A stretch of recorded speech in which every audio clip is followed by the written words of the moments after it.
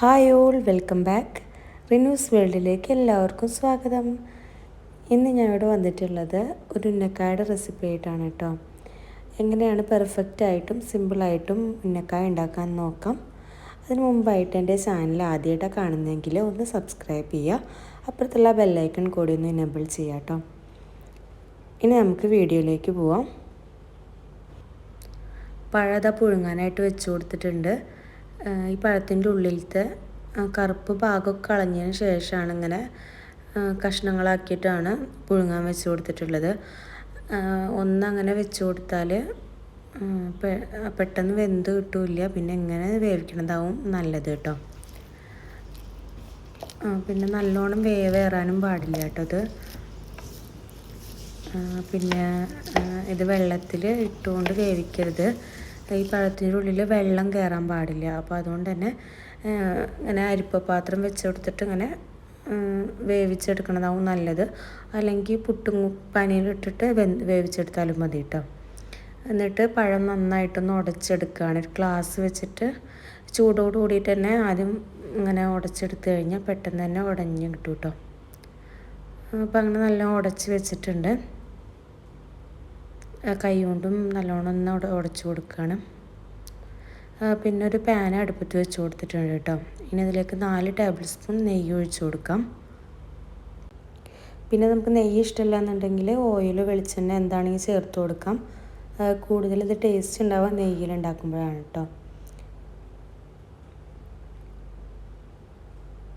ഇനി നമുക്ക് കശുവണ്ടിയും മുന്തിരിയും ചേർത്ത് കൊടുക്കാം. എന്നിട്ടൊന്ന് ചൂടാക്കി എടുക്കാം കേട്ടോ അത്. പിന്നെ നമ്മൾ ഉന്നക്കായയിലേക്ക് നേരത്തെ പുഴുങ്ങി വെച്ചിട്ടുള്ള പഴം ഉണ്ടല്ലോ, അത് നല്ലോണം പഴുത്ത പഴം എടുക്കരുത്. പഴുപ്പ് കുറവുള്ള പഴമാണ് ഇതിലേക്ക് എടുക്കാൻ പാടുള്ളൂ കേട്ടോ. അല്ലെങ്കിൽ ഉന്നക്കായ ശരിയാവില്ല ഉണ്ടാക്കിയത്. പഴുപ്പ് കുറവുള്ളത് എടുത്താലാണ് കേട്ടോ ഉന്നക്കായ നല്ല പെർഫെക്റ്റ് ആയിട്ട് തന്നെ കിട്ടുള്ളൂ. പിന്നെ നമ്മളിവിടെ നാളികേരം എടുത്ത് വെച്ചിട്ടുണ്ട്. അത് ഇതിലേക്ക് ഇട്ട് കൊടുക്കാം കേട്ടോ. എന്നിട്ട് നല്ലോണം ഒന്ന് വറുത്തെടുക്കാം.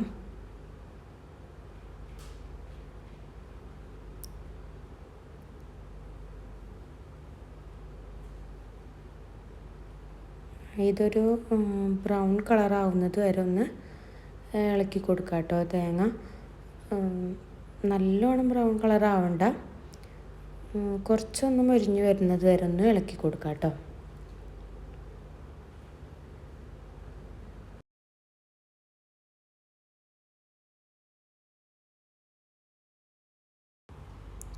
ഇതിപ്പോൾ ഇതാ നല്ലോണം വറവായിട്ട് വന്നിട്ടുണ്ട്.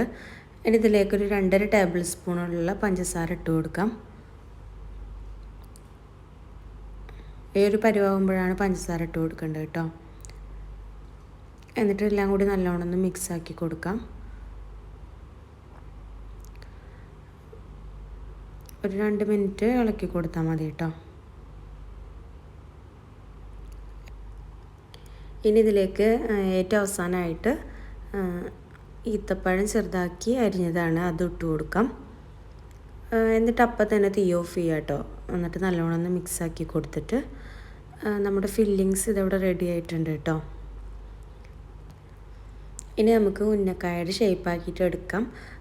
പഴം ഉടച്ച് വെച്ചേന്ന് നമുക്ക് എത്രയാണ് വേണ്ടത് വലുപ്പത്തിനനുസരിച്ചിട്ടൊരു ഉണ്ടെടുത്തിട്ട് കൈ കൊണ്ടൊന്ന് നല്ലോണം ഒന്ന് പ്രസ് ചെയ്ത് കൊടുക്കുക കേട്ടോ. നല്ലോണം നൈസാക്കും വേണ്ട, നല്ലോണം കട്ടിയും പാടില്ല കേട്ടോ. ഒരു മീഡിയം സൈസിൽ എടുക്കുക. നല്ലോണം നൈസായി കഴിഞ്ഞാൽ പൊട്ടിപ്പോവും കേട്ടോ. ഇനി നമുക്കതിലേക്ക് ഫില്ലിങ്സ് ഇട്ട് കൊടുക്കാം കേട്ടോ. ഞാനിപ്പോൾ ഒരു 1.5 ടീസ്പൂൺ ഇട്ട് കൊടുക്കണത്.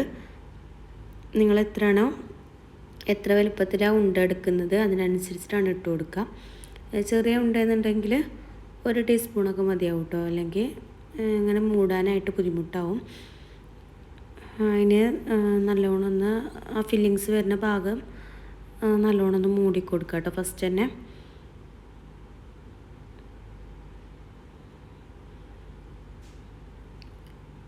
എന്നിട്ട് നല്ലോണം ഒന്ന് ഉണ്ട നല്ലോണം ഒന്ന് ഉരുട്ടിയെടുക്കുക.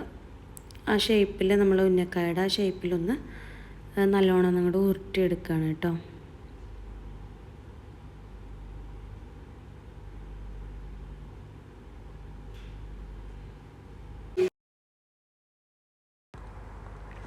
ഇനി ഇതെല്ലാം ഒന്ന് ഇങ്ങനെ തന്നെ ഒന്ന് ചെയ്തെടുക്കാം.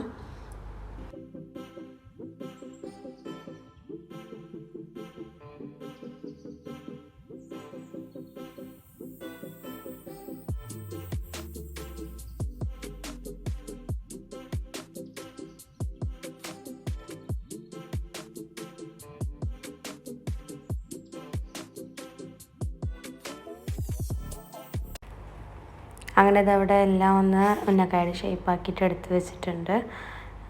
മൊത്തം നമ്മളുടെ അങ്ങനെ കഴിഞ്ഞു കേട്ടോ. ഇനി ഇതൊന്ന് ഫ്രൈ ചെയ്തെടുക്കാനുള്ള എണ്ണ അതവിടെ ചൂടായിക്കൊണ്ടിരിക്കുന്നുണ്ട്.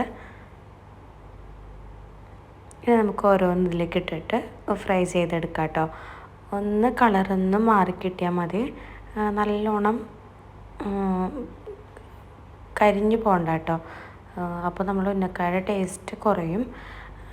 ഒന്ന് അങ്ങോട്ട് ആയി കിട്ടിയാൽ മതി. പെട്ടെന്ന് തന്നെ കളറ് വ്യത്യാസമായി വരും കേട്ടോ.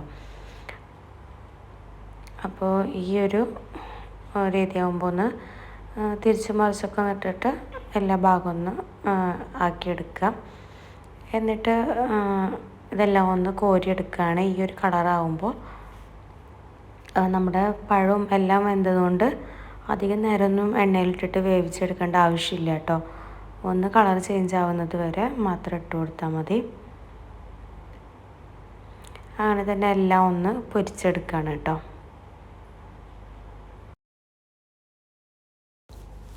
ഇത് ഉന്നക്കായ ഇവിടെ റെഡി ആയിട്ടുണ്ട്. നല്ല ടേസ്റ്റാണ് കേട്ടോ. നല്ല പെർഫെക്റ്റായിട്ട് തന്നെ കിട്ടിയിട്ടുണ്ട് കേട്ടോ. അപ്പോൾ നിങ്ങളെല്ലാവരും ഒന്ന് ട്രൈ ചെയ്ത് നോക്കുക.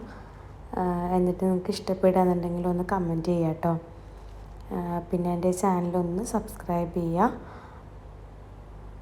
അതിന് നമുക്ക് അടുത്ത വീഡിയോ ആയിട്ട് വീണ്ടും കാണാം. ബായ്. അയ്യോ, പിന്നൊരു കാര്യം പറയാൻ മറന്നു. നിങ്ങൾക്ക് ഇഷ്ടമാവുകയെന്നുണ്ടെങ്കിൽ ഒന്ന് ലൈക്കും ചെയ്യണേ. അത് പറയാൻ മറന്നു കേട്ടോ.